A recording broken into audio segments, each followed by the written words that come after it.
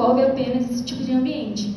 A gente vai estudar outras situações, mas é só para vocês se situarem, porque é um local em que a maior parte das vezes é onde a gente vai ver esse assunto. Quando a gente fala em sedação, a primeira coisa que a gente tem que lembrar é sobre o conceito. O que vem a ser sedar? Em termos básicos, simples, sedar é a mesma coisa que acalmar. Então, na prática clínica, quando eu falo em sedar um paciente, eu estou dizendo que eu quero acalmar em algum grau essa pessoa. Acalmar, no sentido médico, envolve, então, a alteração do nível de consciência. Eu quero que esse nível de consciência se torne um pouco mais rebaixado. E isso pode acontecer em vários graus. Então, em termos simples, sedar é igual a acalmar. Então, isso é para a gente entender o principal conceito de que sedar não é igual a apagar por completo, ficar totalmente inerte. Pode ser isso, mas pode ser algo muito mais leve. Leve, moderado a profundo. E eu vou querer fazer isso com o paciente por conta de vários motivos. Porque eu quero a cooperação dele para alguma coisa, porque eu quero que ele se mantenha tranquilo durante o procedimento, ou porque eu quero inibir a vigília. É um paciente que tem insônia, quer dormir. Então, a sedação não está envolvida só, necessariamente, em contextos em que está internado. É um paciente que, às vezes, pode estar ambulatorial. O que a gente vê mais comumente, o uso de sedativo na prática clínica ambulatorial, é o uso, por exemplo, de medicações para dormir, Rivotril, tarja preta da vida. A gente vai conhecer alguns exemplos para frente. Então, mais uma vez, reforçando, é algo que a gente vai encontrar em vários cenários, muito, muito frequente nas UTIs, mas também em outros cenários. Então, no geral, a sedação vai causar uma depressão das respostas, o que a gente pode chamar de hipnose também. Em alguns cenários, na verdade, em alguns fármacos, a gente vai encontrar a presença dessa condição, que é a hipnose, que nada mais é de não se recordar do que aconteceu. Então, é uma propriedade que alguns sedativos possuem. E o que a gente vai ver daqui para frente é que não existe um único sedativo que faça todas as coisas que eu quero no mundo. Não são todos os sedativos que dão uma sensação de hipnose, não são todos que dão analgesia. Então, cada tipo de sedativo tem o potencial de acalmar, tem esse objetivo, mas nem todos têm e fazem a mesma propriedade. Por isso que é muito comum na prática, dependendo do que eu quero, fazer uma combinação de vários tipos de sedativos. Então, existem vários e cada um vai ter um lugar específico dentro daquele meu objetivo, daquele procedimento, daquele tipo de paciente. Então, são vários fármacos e a gente precisa conhecer a propriedade de cada um deles.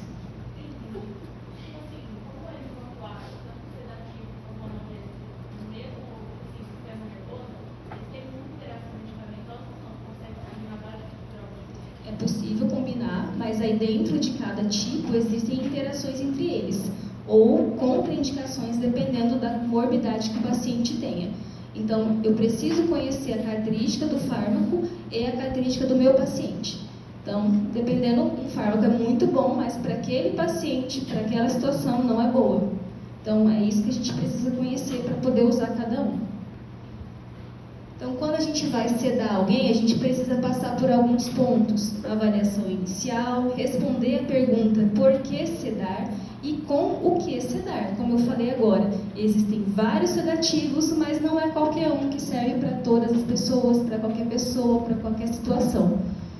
Então, na avaliação inicial, vai entrar basicamente duas perguntas. Eu preciso saber se é realmente necessário sedar. Parece uma pergunta boba, né? Não, eu quero tranquilizar, é preciso, então vou sedar. É uma coisa maravilhosa, né? Quem não queria que alguém está dando trabalho, vou lá e cedo e acabou. Calo aquela pessoa, né? Seria maravilhoso, mas não é tão simples. A gente precisa responder isso porque a sedação envolve riscos. Então, é necessário sedar? Se sim, eu preciso saber quais riscos estão envolvidos nessa sedação, nesse procedimento.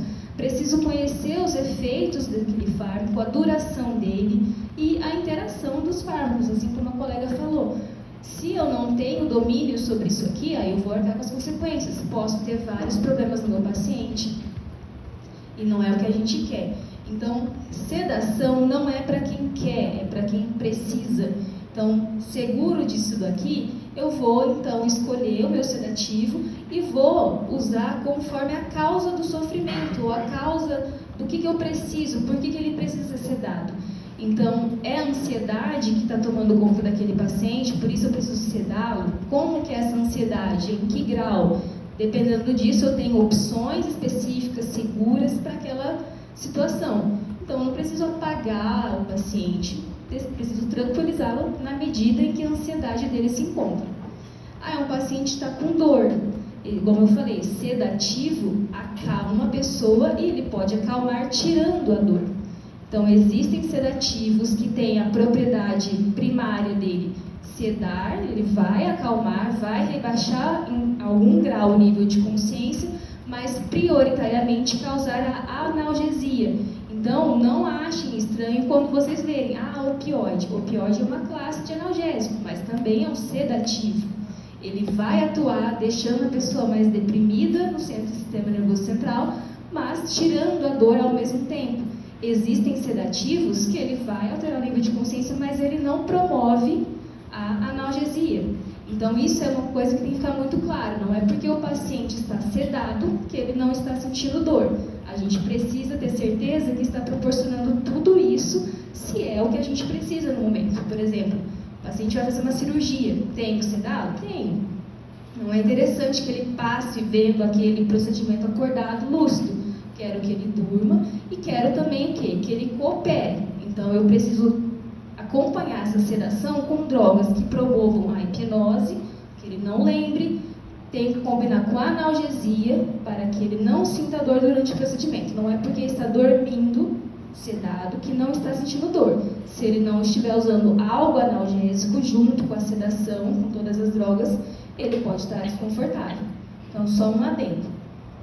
Dispneia. Então, tem os sedativos que atuam favorecendo que essa pessoa não fique dispneica e desconfortável na respiração. Tem os sedativos que atuam para melhorar o delírio. E tem também aqueles que promovem a paralisia neuromuscular. Isso aqui é muito usado na hora de procedimentos de cirurgias, de grande porte. Eu preciso que o paciente esteja sedado, dormindo, com analgesia e paralisado, para ele não se mexer durante corte, essas coisas. Então, tudo isso entra dentro do contexto de sedação, cada um com a sua propriedade. Bom, a gente ainda não viu, mas e aí qual seria então a diferença de anestesia? É a próxima aula. Então, para anestesia neuromuscular associada com alguém sem dor? Então, aqui foi só um exemplo do que pode causar sofrimento. Então, isso aqui é algo que os sedativos podem fornecer. E é necessário que aconteça isso em algum contexto, tipo uma cirurgia grande. Você vai fazer uma laparotomia num paciente, você vai cortar. Isso promove excitação muscular, vai mexer a perna, enfim. Não é porque está sedado, dormindo, que ele não vai mexer. Ele só vai ficar paralisado se eu estiver usando dentro desse procedimento de sedação drogas que promovam paralisia neuromuscular. Foi só um exemplo, não estou falando de diferenças. Entra dentro do sedativo. É uma parte da... Isso. E posso também? Pode. Na UTI, o paciente, imagina um paciente que é intubado e quando ele está intubado, a gente obrigatoriamente, se não tem previsão de extubação, a gente deixa ele dormindo para que ele não crie uma úlcera de estresse aí por conta de ter que fazer 7 dias, 10 dias vinculado ao aparelho. Então, a gente seda e analgesia. Por quê? Obrigatoriamente, usa os dois componentes. Porque ele tem tubo, ele tem sonda, a imobilidade causa muita dor. né? Imagine você ficar 12 horas na mesma posição, com a sua perna torta. Você depende de alguém para tirar a sua perna dessa posição, a sua orelha está dobrada. Enfim, e há trabalhos feitos em pacientes de UTI mostrando que muitas vezes o grau de anestesia não está no mesmo nível da sedação, então ele é capaz de ter a percepção, embora ele não consiga reagir, ele ouve o que está acontecendo, ele está sentindo dor e não consegue, por conta das medicações, manifestar isso. Então, em UTI a gente tem que ter muito cuidado em relação a isso. Muitas vezes, quando a gente quer que ele superficialize para iniciar um desmame ou até para ver nível de consciência, a gente desliga a sedação e mantém a analgesia. Tá? Não sei se isso deu uma clareada. Professora, por isso que uma funcionária, hoje em dia a sedação às vezes é um pouco mais baixa, pacientes graves, e aí você deixa, como você falou, a analgesia maior. Então, aí a Ingrid ainda vai falar do RAS, que é uma tabela de classificação de profundidade de sedação. Então, o que é ideal? Né?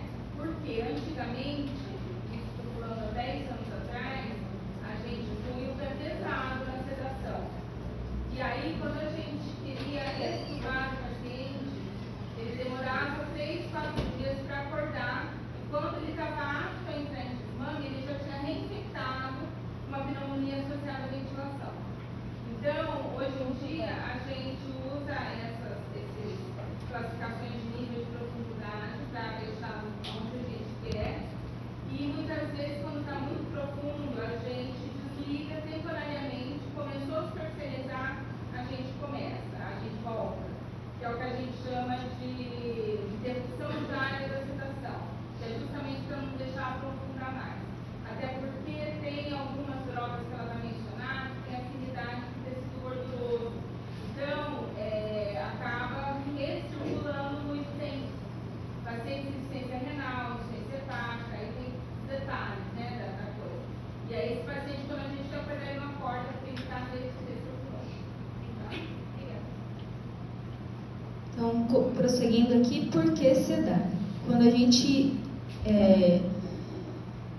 pode elencar alguns motivos de por que é necessário, às vezes, sedar um paciente. Então, vai desde de situações um pouco mais simples, como diminuir a ansiedade. Então, imagina que vocês estão num velório, uma mãe perdeu um filho, está bastante histérica, né? Muito ansiosa, muito perturbada mentalmente por aquela situação muito grave. Diminuir a ansiedade dela com um sedativo via oral, como por exemplo um benzodiazepínico, é um motivo justo, certo? A gente pode também ter a necessidade de diminuir a agitação, como por exemplo um paciente em surto psicótico que promove perigo para as pessoas e para ele mesmo. Então, tem como a gente sedar esse paciente, fazer uma contenção química, né, farmacológica, com drogas que podem, né, prepará-lo para ficar mais calmo, em vez de simplesmente amarrá-lo, colocar camisa de força, igual antigamente se fazia. E também tem motivos de facilitar o sono, como a gente mencionou também. Então, tem sedativos que é para fazer a pessoa dormir, né? Literalmente isso, dormir porque tem insônia.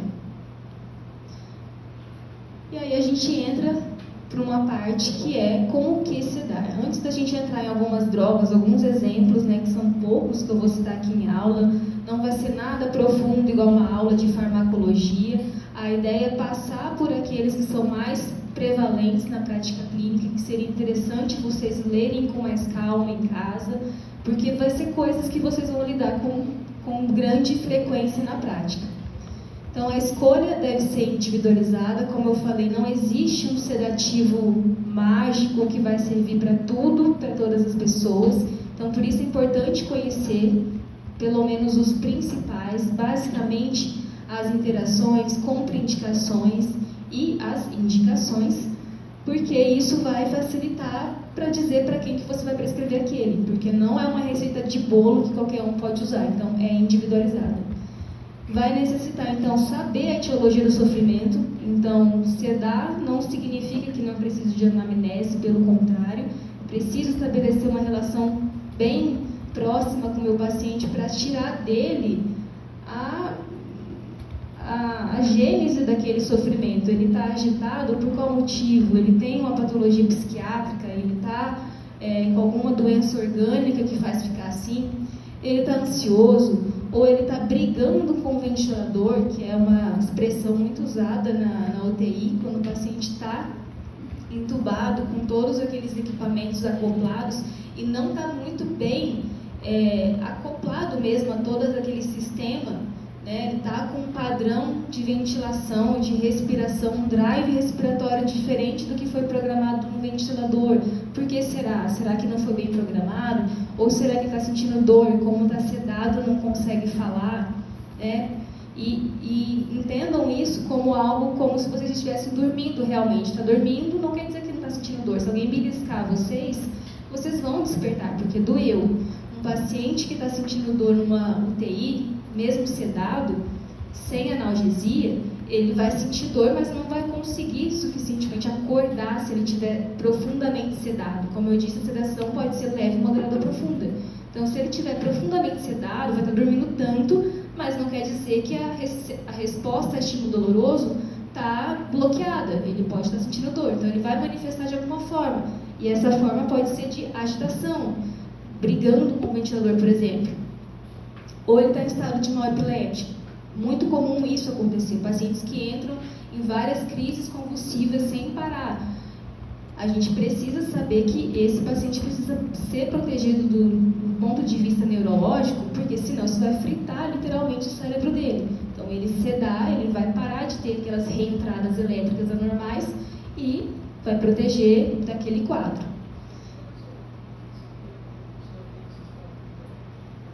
Depende da doença de base. Então, a síndrome convulsiva é uma síndrome e ela é composta por vários sintomas. Pode ser tônico-clônica, mexendo tudo, pode ser dura, travada, pode ser mono, pode ser generalizada, dependendo do que ele tenha. Pode ser uma doença infecciosa provocando isso, pode ser uma doença neurodegenerativa, depende. Mas mesmo independentemente da causa base, ele pode entrar em estado de mal epiléptico, dependendo da gravidade. E é dessa forma que ele vai se apresentar. Vai ficar rebaixado, tendo várias crises ao mesmo tempo, né? Em vários, por um tempo prolongado. E a gente precisa proteger, tanto via aérea quanto neurológico.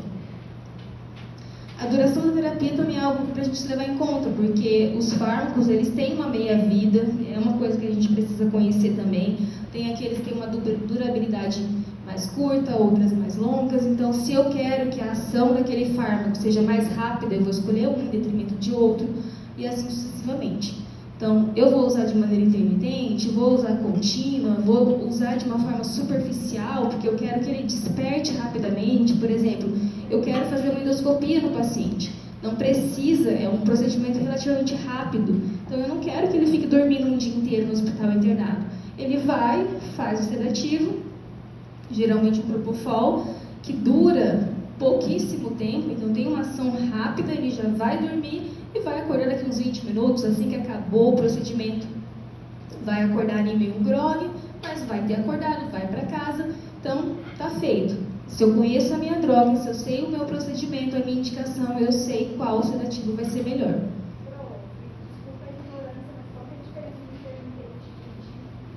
Intermitente é de vez em quando, eu vou usar, depois não, para e volta, para e volta. Contínua é sem parar. Então, sedação contínua, geralmente o paciente está entubado e a sedação está lá o tempo todo correndo na veia dele sem parar, num equipamento chamado bomba de infusão. Então, está lá conectado na veia e o medicamento está infundindo 24 horas por dia. A intermitente não, precisa ser colocado, instilado, vem alguém lá e põe. Ou então pode estar até na bomba, mas aí fecha a bomba, né, paralisa. Ah, não quero mais que faça sedação, paro. Ah, agora eu quero, vai e volta, entendeu? Condição clínica do paciente, então vai depender se ele está instável, se ele está estável, se está internado, se não está. E também das interações medicamentosas. Preciso conhecer, eu não vou sedar meu paciente de qualquer maneira. Preciso, toma algum remédio, tem alergia a alguma coisa, tem alguma doença.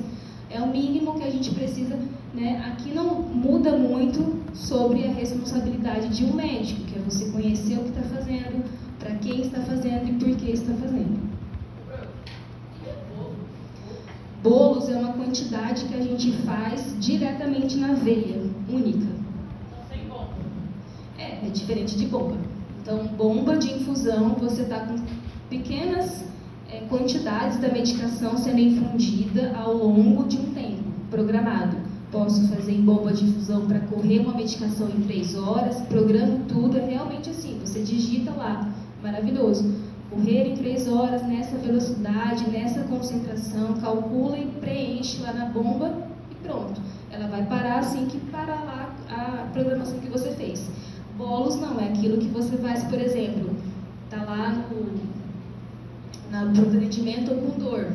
Vai fazer uma dipirona na veia, um bolo de dipirona, ou então uma parada, você vai fazer adrenalina, é um bolos, é direto na veia aquela dose, pronto. Em bolos? Sim, na indução de uma anestesia você faz isso, né? Você faz um bolos lento, por exemplo, de fentanil ou etomidato, naquele momento que vai entubar alguém. Depois que vai continuar assim, que é diferente, você põe em bomba.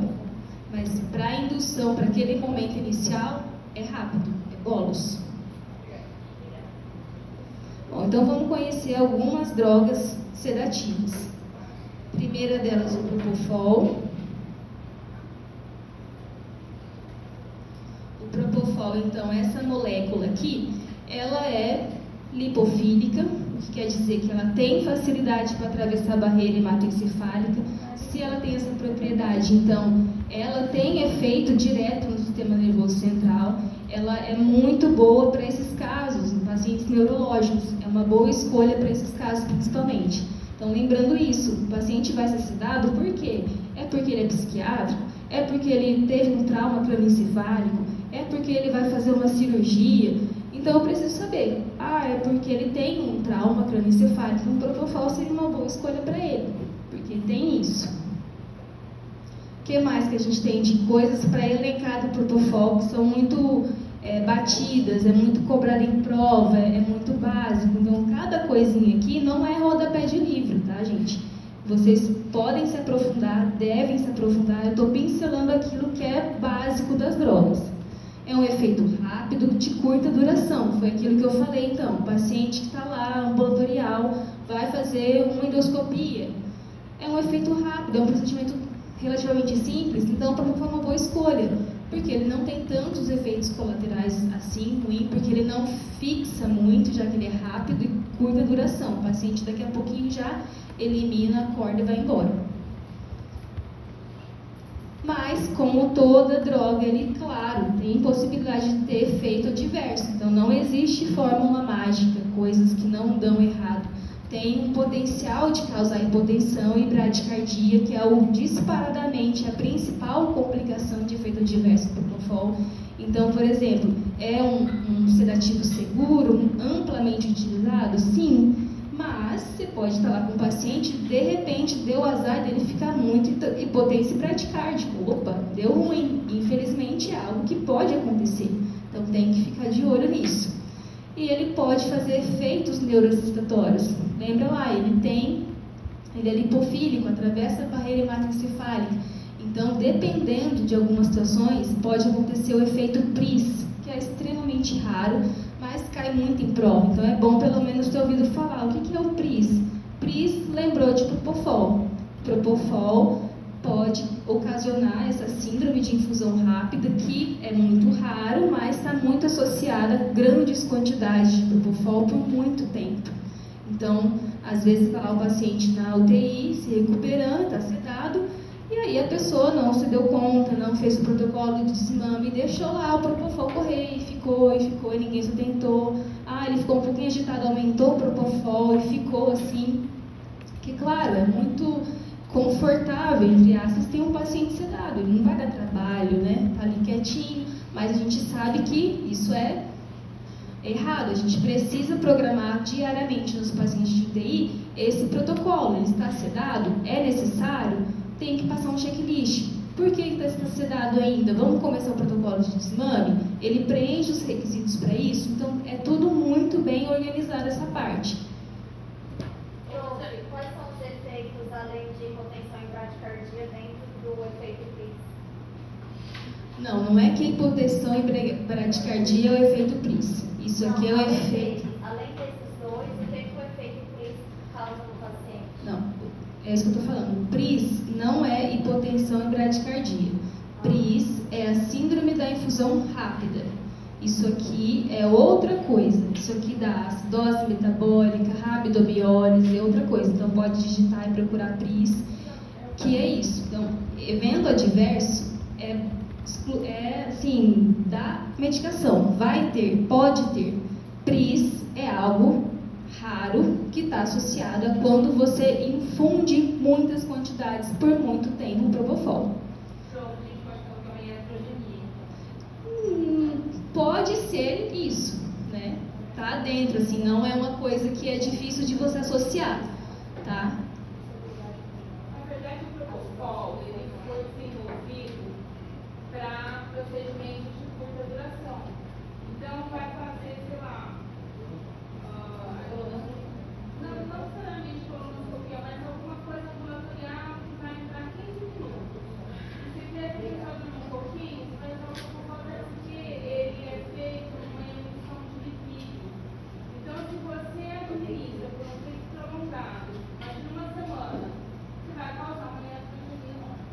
Então, o propofol sempre tem que ter em mente isso, porque ele é para procedimentos de curta duração. Durante a pandemia, chegou-se até a usar propofol em UTI. Eu não conheço, pode ser por ignorância minha, se tem base científica que justifique. Mas, assim, se você conhecer a farmacodinâmica e outras drogas com o mesmo fim que teria menos gravidade do paciente, eu acho que não é a droga de escolha para longa duração. Tá? Ele é uma droga assim, você desliga, imediatamente o paciente acorda. Tá? Então, ele é muito interessante para coisas de curta duração. Duas perguntas. Primeiro, não tem nada a ver com literalmente ser uma infusão rápida. Não, infusão rápida, é grande quantidade por muito tempo. A mídia, falando isso mais um bem. Onde ele vai agir na. Qual neurônio? Ou qual receptor? GABA. GABA? Ele GABA também vai Todos os sedativos dessa parte farmacológica, eles vão ter atuação em canais de sódio, canais de cálcio ou GABA. Não é o foco da aula se aprofundar nessa parte. Isso aí é bem farmacologia. Benzodiazepínicos é outra classe de sedativos. Então, alguns exemplos dessa classe são o midazolam, clonazepam, bromazepam. Vamos conhecer algumas propriedades dessa classe.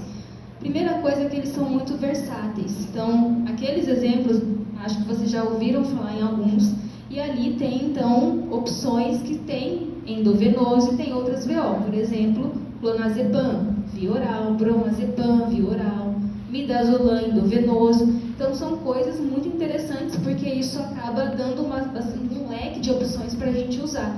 Às vezes, o paciente não precisa de algo endovenoso, a gente tem essa opção VO. Então, também tem a possibilidade de fazer uma infusão contínua ou intermitente com esses benzodiazepínicos. Ele é muito versátil, é muito bom mexer com eles também. Também tem um efeito rápido, a duração é um pouco variável, então dependendo da droga vai durar um pouco mais tempo ou não, justamente porque ele acumula antecido adiposo, assim como a doutora Andréia falou.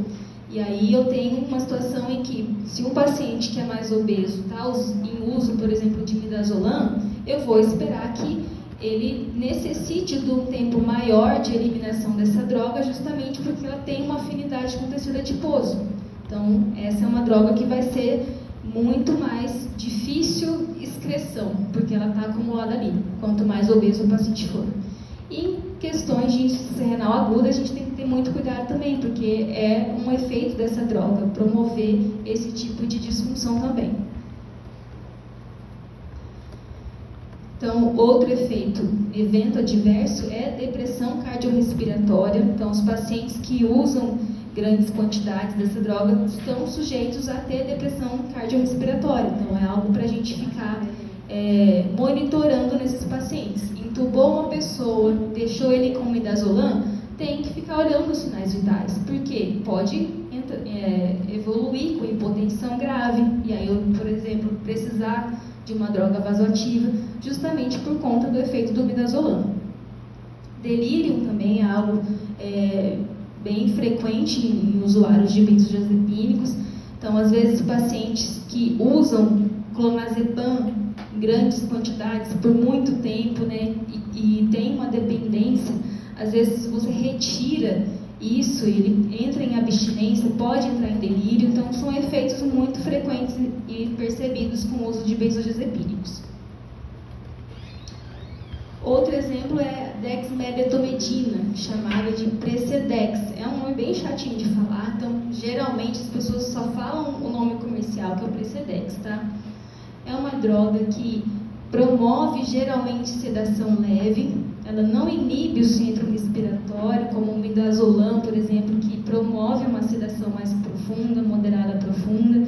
Então, ela é muito bem-vinda naqueles pacientes que estão um pouquinho mais ansiosos, estão ali já quase completando um desmame ventilatório, mas tem uma certa ansiedade e isso acaba às vezes atrasando um pouco o desmame. Então, o Precedex entra muito frequentemente nessas ocasiões. Aí essa medicação acaba dando um certo conforto maior e o paciente consegue desmamar com mais tranquilidade e facilidade. Na época de Covid, na pandemia, era uma droga muito bem usada no contexto dos pacientes que começavam a ter aquele período de piora, com dispneia importante.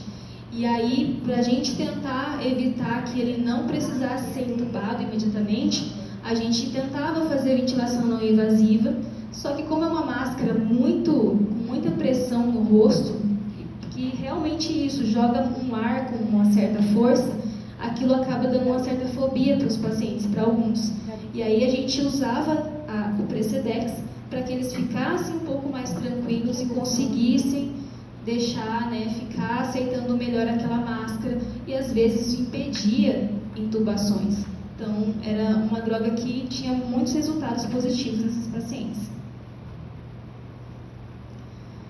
A associação a outras drogas para reduzir efeitos colaterais, então é como se fosse um adjuvante ali, eu uso porque ela tem um efeito que dá uma sedação mais leve e eu consigo tirar outras drogas enquanto isso que poderiam dar muitos efeitos colaterais se eu tirasse abruptamente. Então eu faço isso com um pouco mais de parcimônia, cuidado e o paciente sai mais confortável. E aí o grande evento adverso, efeito adverso que o Precedex causa é a bradicardia. É algo para a gente ficar de olho. Não é todos que vão ter isso, mas pode acontecer. Quando acontece algo de ruim com o uso de Precedex, geralmente é bradicardia, hipotensão ou náusea. Então tá lá, o paciente está muito bem acoplado já à VNI, a ventilação não invasiva, aí você olha no monitor, tá lá, 40 de frequência. Opa, vamos desligar um pouquinho o Precedex, tá bradicardizando. Então, esses eventos adversos a gente precisa conhecer justamente para ficar monitorando, vigiando. Porque quando a gente ceda alguém, a gente viu que a gente precisa saber as principais funções, interações, efeitos colaterais, para daí a gente ficar de olho. Não faz sentido eu sedar e ir embora, deixa lá. Não, eu tenho que ficar ali com o paciente. E é isso que eu vou ficar monitorando. E os antipsicóticos? Os mais conhecidos são o haloperidol, quetiapina ou... quetiapina mesmo, risperidona e olanzapina. Os antipsicóticos na prática clínica são muito utilizados para o tratamento do delírio hiperativo. Ele promove uma sedação leve também, geralmente é mais isso, não é uma medicação que vai rebaixar profundamente o paciente, porque ele não inibe o centro respiratório.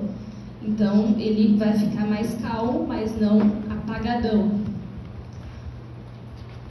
Efeito dose dependente, então quanto mais eu uso, mais eu tenho chance de me tornar dependente disso. O início geralmente é rápido, 30 minutos, e a duração é a depender da dose. Então, se eu uso grandes quantidades, né, concentrações maiores, vai durar um pouco mais o efeito. E o principal efeito adverso é a taquicardia ventricular polimórfica. Alguém lembra como é que chama a taquicardia ventricular polimórfica?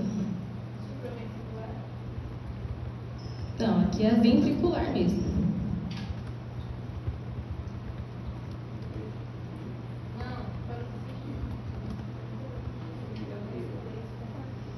Reações distônicas e a síndrome neuroléptica maligna. Então, todos esses daqui são, não é que são muito frequentes, mas que é clássico de antipsicótico, tá? Então, viu numa prova síndrome neuroléptica maligna, tem que lembrar de antipsicótico. Viu reação distônica, tem que lembrar de antipsicótico. Antipsicótico e neuroléptico é a mesma coisa, que em muitos lugares é escrito neuroléptico, né? Mas é a mesma coisa que antipsicótico. Então, são coisas, na prática clínica, não é que vocês vão ver todo dia. Já vi reação distônica, mas síndrome neuroléptica maligna, talvez a Andréia tenha visto, porque na UTI que vai esses pacientes é uma emergência, mas... Então, nesse contexto é... Por outros motivos e é aplicado muito medicamento nele, desenvolve febre ou até posições aí, ou momento distônico, ou aquele que entra de hospital psiquiátrico, mandaram pra gente, como uma história dessa, internou no hospital psiquiátrico, aí veio e começou a ficar com sinais de sintomas que sugerem intoxicação. É basicamente isso. Aqui nesse contexto dos neurolépticos, como o efeito é dose dependente, então é infelizmente frequente nessas clínicas eles usarem de forma desenfreada. E aí abusa-se de grandes quantidades e o paciente pode evoluir com isso, que é basicamente o efeito de intoxicação desses medicamentos. Então ele tem reação distônica, que é movimentos involuntários, musculoesqueléticos, acatisia, tem uma série de tipos de movimentos que entram dentro dessa reação distônica. E a síndrome neuroléptica maligna, que é a mais grave delas. Então, desautonomia, hipertermia, são uma gama de sintomas que esse paciente tem a grande chance de evoluir a óbito, tem que ir para uma emergência.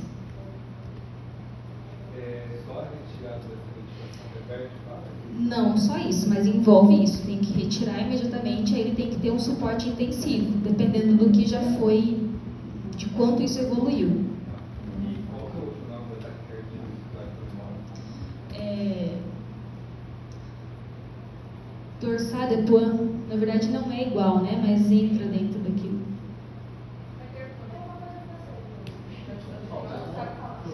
Escalas de sedação é uma parte muito, muito importante dessa aula, porque quando eu cedo alguém, além daquelas perguntas que eu preciso responder, se é necessário, o porquê eu estou sedando, quem estou sedando, com o que e até por quanto tempo, eu preciso avaliar, igual eu falei, eu não vou sedar alguém, tchau, fica aí, vai com Deus, não, eu cedo, observo, faço o que eu preciso fazer e observo se meu paciente está respondendo aquilo que eu me propus a fazer para ele. Eu quero que ele fique profundamente sedado, então eu tenho métodos, meios, objetivos de dizer se ele está realmente profundamente sedado. Não é uma coisa de bater o olho assim superficialmente, não, tá bom, não. Tem uma escala, tem uma nomenclatura para isso, porque imagina, você está lá num ambiente hospitalar e vai passar o seu plantão para alguém. Você precisa dizer o que o paciente tem, qual que é o plano terapêutico dele, o que foi feito nas últimas 24 horas, em que grau de sedação ele está. Então não vai chegar e falar, ele está mais ou menos acordadinho, eu bato nele um pouquinho, está assim, ele está respondendo, está resmungando. Não. Então tem uma nomenclatura e isso é clássico.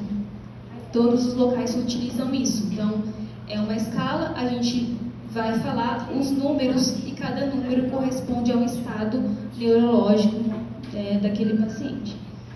Então, claro, precisa decorar. Existem algumas escalas, mas a mais utilizada tradicionalmente é a RASS, do inglês, isso aí. Então, a gente vai colocar a escala completa aqui e com muita calma, alegria, amor no coração, vamos decorá-lo. Existe método para fazer isso, ninguém precisa ficar que nem louco, lendo assim, sem nenhum norte. Existe uma lógica na construção de escalas, tabelas que existem, né? Umas mais que as outras, mas essa aqui é muito tranquila. Então a gente vai começar com um método, começando do zero. A gente observa que a gente tem um meio zero, e aí para cima é positivo e para baixo é negativo. Tá? Então, o zero, RAS, igual a zero, o paciente está alerta e calmo. Está igual vocês, super calmo, alerta na aula, então vocês estão RAS zero. Aí eu vou descer, que é basicamente o que vocês estão ficando durante a aula, né? Se eu tenho RAS menos 1, eu já sei, eu estou passando no plantão, ó, o paciente do leito 5 está em RAS menos 1. O seu colega já entendeu, ele está sonolento, então. Então, o paciente está adormecido, mas facilmente despertável, o que quer dizer que ele mantém contato visual por mais de 10 segundos. Dona Antônia, dormiu de novo. Esse é o RAS menos 1. Sedação leve é o RAS menos 2. Despertar precoce é o chamado. Mantém contato visual por menos de 10 segundos. Então, vocês percebam que vai descendo, vai ficando mais profunda a sedação. Então, primeira coisa, é óbvio, mas eu vou reforçar. Escala de sedação. O paciente deve estar usando algo sedativo. Não vou usar isso aqui, eu estou só brincando usando vocês como exemplo. Então, não é para usar isso aqui pessoas que estão acordadas aí e tal, sem usar nada. Então, isso aqui é no contexto de uma UTI, o paciente está lá sedado, internado. RAS menos 3, sedação moderada, movimentos e abertura ocular ao chamado, mas sem contato visual. Então, percebam aqui, já começou a ficar diferente. No menos 1 e no menos 2 eu tenho um contato visual que vai caindo com o tempo, e aqui eu não tenho mais. Eu tenho um movimento um pouquinho, mas eu não olho para o meu interlocutor. A sedação intensa menos 4 não tem resposta ao chamado, mas apresenta movimentos ou abertura ocular ao toque. Então aqui eu só chamei, só falei. Aqui mesmo tocando a pessoa não responde. Essa é a sedação mais profunda. Menos 5 não desperta com nada. Você pode ir lá fazer estímulo, tudo, nada, não vai acordar. Ficou fácil? Quer que ele passe já sem ficar lendo? Barcelos. Pode ler? Barcelos. E aí agora tem o outro extremo. Então, eu vou precisar avaliar. Na minha UTI, o cara acabou de ser entubado, estava infartado, fez um cateterismo, está lascado lá. É óbvio que eu quero que ele esteja no menos 4, no menos 5. Menos que isso é ruim. Eu preciso que ele fique profundamente sedado para se recuperar imediatamente no pós-operatório. Então, se eu chego, recebo o paciente lá dessa condição e ele está em mais 1 ou está em menos 1, está errado. Eu preciso adequar a minha sedação para aquilo que eu quero. Então, existem os momentos, né? Então, conhecer a escala vai fazer você mudar a conduta ou não, mudar para sedar mais ou mudar para sedar menos. Então, esse é o outro extremo agora. O 0 estava alerta e calmo, ok. Agora o mais 1 está inquieto. O que é inquieto? Ansioso, intranquilo, sem movimentos vigorosos ou agressivos. Onde eu estou? O que é isso aqui? Nossa, tá ali perdidão, não sabe quem que é quem, mas não tá batendo em ninguém, não tá bancando a Dercy Gonçalves xingando, tá ali só perguntando um monte de coisa. Mais 2 está agitado. Movimentos despropositados frequentes, briga com o ventilador. Aqui está um pouco mais intenso, começa a apitar tudo, aí você vai lá olhar, ele está querendo mexer, não está vendo nada, lógico, mas está fazendo certos movimentos que pode fazer com que ele, às vezes, se prejudique. O mais 3 é muito agitado. Parece até um pouco subjetivo isso aqui, né? Mas é que quando você está na prática clínica e observa várias situações, você consegue tornar isso aqui mais palpável. Enquanto vocês não têm contato com o ambiente de UTI, o jeito é esse, é ficar lendo, relendo e imaginando. Depois, quando vocês estiverem no internato, vocês vão ver, esse cara aí está em mais 2, RAS mais 2. Não, esse aqui está muito mais agressivo, puxando tudo, realmente, querendo tirar todos os acessos venosos. Isso aí é muito agitado. O mais 4 é combativo, violento, risco para a equipe. Alguém chegar perto, é ele que fica louco mesmo, ele não para. Porque às vezes você chega lá, fulaninho, calma, aí ele para. Esse não, esse fica pior, mais descontrolado ainda. Então, Haas mais 4. Então é isso.